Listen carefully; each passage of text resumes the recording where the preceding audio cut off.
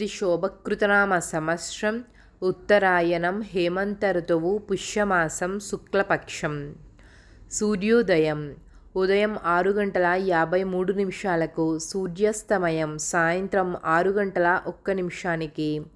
తిథి ఏకాదశి రాత్రి 7:30 వరకు.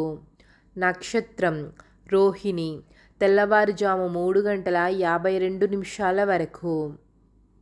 వర్జ్యం ఉదయం 9:44 నుండి ఉదయం 11:24 వరకు.